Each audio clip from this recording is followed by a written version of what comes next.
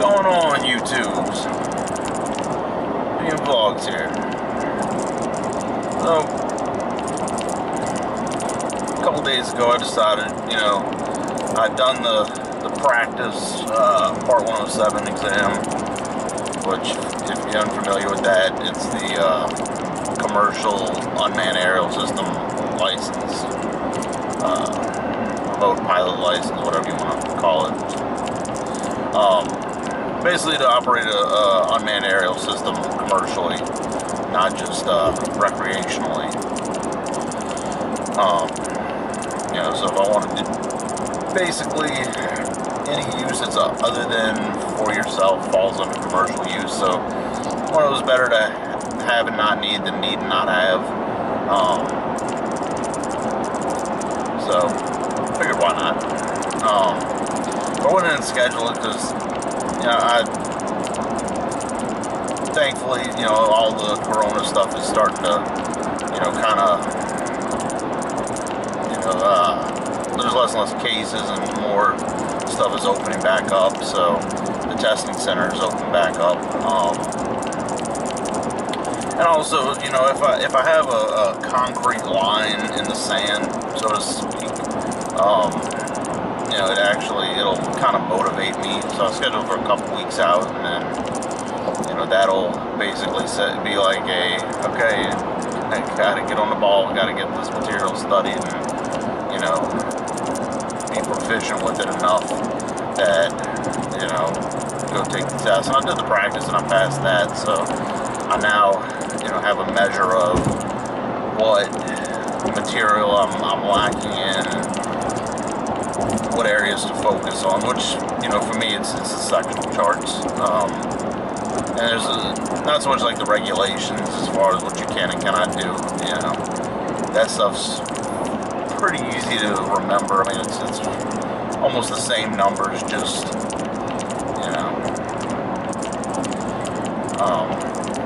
so yeah.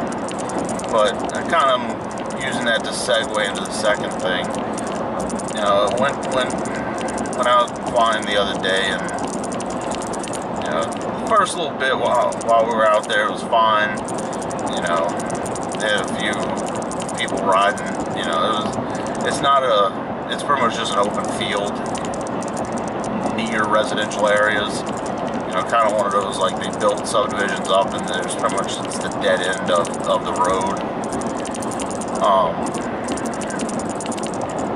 But it kind of dead ends out to just an open field. And seemed like a pretty good place to fly and stuff. It's an open field, there's no people around, no houses, and, whoever within, our area that we decided that we would fly. So the issue was, after a little bit, it's people that came out there in four-wheelers, and that was fine, because they were just going to a little trail in the woods. And then after we had kind of finished up and we were putting everything away, they came out there and started doing donuts in the field, and doing donuts in the grass entrance to the neighborhood. Just kind of one of those things where,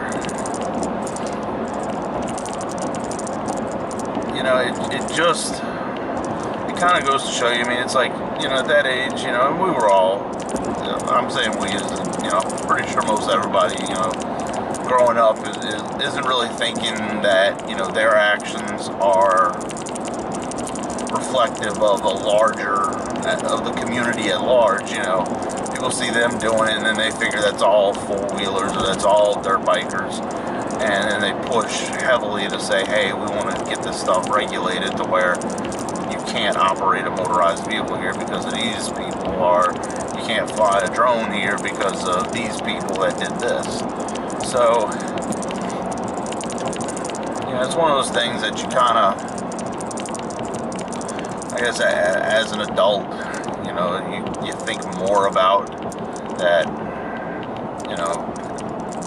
my actions aren't just going to affect me, but my actions can affect the community, and not saying community as in the neighborhood, you know, but it can affect everybody else that's part of that hobby.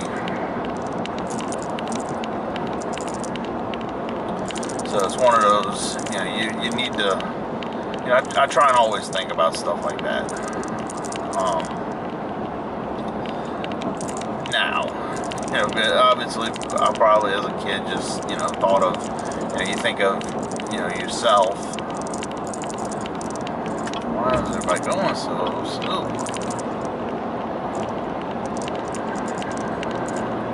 Wow.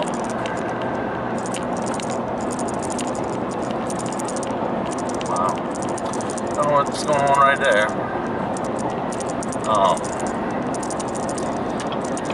Yeah, it's just one of those things. It's like, you start to look at the bigger picture, I guess, as an adult. But yeah. Kind of went down that rabbit hole. But I recently picked up a light to use on my camera, not this camera. Although I guess yeah, it could be used on there. I'd have to use my little mount that I have that kind of gives you a second, like kind of wraps around the camera, gives you a cold shoe above it. But I guess it would work on that, or if I put a cage on that camera.